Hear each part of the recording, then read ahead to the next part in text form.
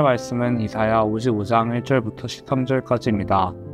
오라 너희 모든 목마른 자들아 물로 나아오라. 돈 없는 자도 오라. 너희는 와서 사 먹되 돈 없이 값없이 와서 포도주와 젖을 사라. 너희가 어찌하여 양식이 아닌 것을 위하여 은을 달아주며 배부르게 하지 못할 것을 위하여 수고하느냐. 내게 듣고 들을지어다. 그리하면 너희가 좋은 것을 먹을 것이며 너희 자신들이 기름진 것으로 즐거움을 얻으리라. 너희는 귀를 기울이고 내게로 나와 들으라. 그리하면 너희의 영혼이 살리라. 내가 너희를 위하여 영원한 언약을 맺으리니 곧 다윗에게 허락한 확실한 은혜이니라. 보라 내가 그를 만민에게 증인으로 세웠고 만민의 인도자와 명령자로 삼았나니 보라 내가 알지 못하는 나라를 내가 부를 것이며 너를 알지 못하는 나라가 내게로 달려올 것은 여호와 내 하나님 곧 이스라엘의 거룩하신 이로 말미암음이니라. 이는 그가 너를 영화롭게 하였느니라. 너희는 여호와를 만날 만한 때에 찾으라. 가까이 계실 때에 그를 부르라. 악인은 그의 길을, 불의한 자는 그의 생각을 버리고 여호와께로 돌아오라.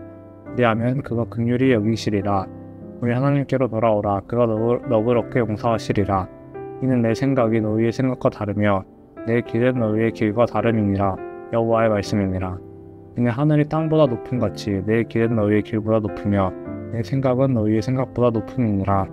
이는 비와 눈이 하늘로부터 내려서 그리로 되돌아가지 아니하고 땅을 적셔서 소출이 나게 하며 싹이 나게 하여 파종하는 자에게는 종자를 주며 먹는 자에게는 양식을 준 것 같이 내 입에서 나가는 말도 이와 같이 헛되이 내게로 되돌아오지 아니하고 나의 기뻐한 뜻을 이루며 내가 보낸 일에 형통함이니라. 너희는 기쁨으로 나아가며 평안히 안도함을 받을 것이요 산들과 언덕들이 너희 앞에서 노래를 바라고 들의 모든 나무가 손뼉을 칠 것이며 잣나무는 가시나무를 대신하여 나며 화석류는 찔레를 대신하여 날 것이라. 이것이 여호와의 기념이 되며 영영한 표징이 되어 끊어지지 아니하리라. 아멘.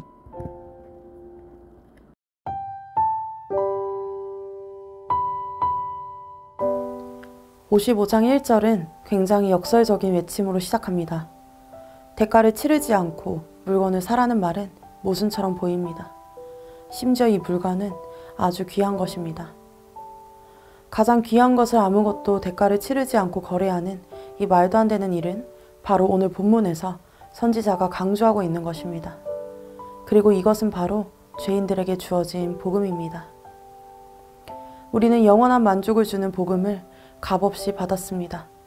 하지만 사람들은 여전히 금방 허무해질 것들을 얻기 위해 애쓰며 결국 다시 목마르게 됩니다. 하나님은 말씀하십니다. 썩어가는 양식을 값 주고 사지 말라.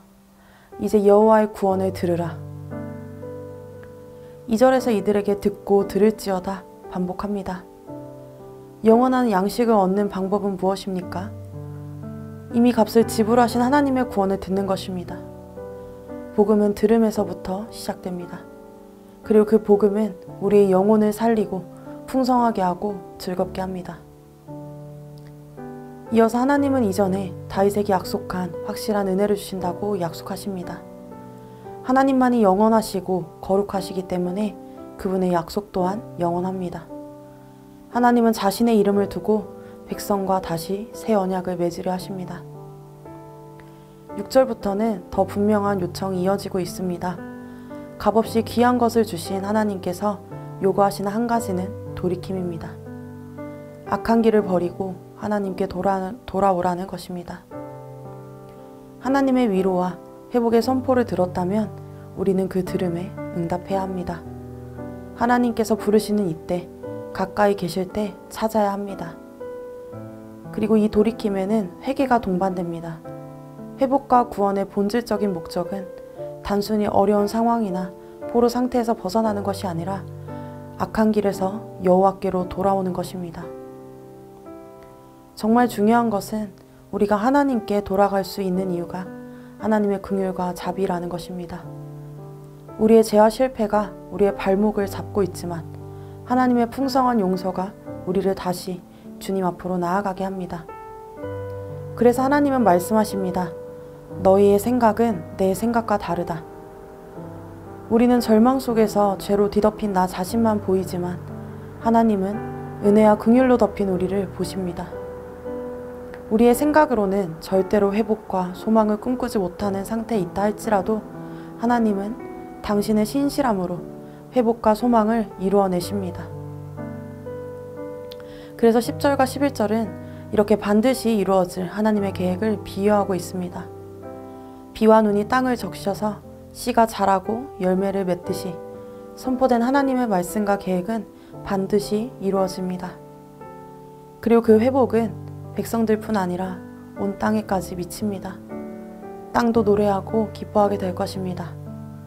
진노와 심판의 상징인 가시나무와 찔레가 자라는 황폐했던 곳이 사람들에게 쉴만한 그늘을 주는 잣나무와 화석류가 자라는 옥토가 될 것입니다.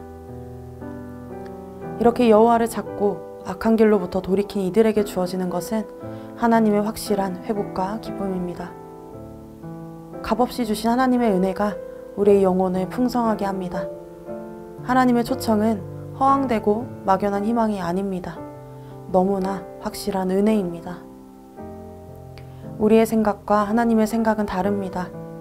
하나님은 자기 백성을 당신의 신실한 사랑으로 회복해 하시는 분이십니다. 우리가 바랄 수 없는 놀라운 긍휼과 자비로 우리를 초청하고 계십니다. 그래서 우리도 주님이 부르실 때 그 부르심을 듣고 악한 길에서 돌이켜 긍휼과 자비가 풍성한 하나님의 품으로 돌아가는 우리가 되길 원합니다. 함께 말씀 기억하며 기도하십시다.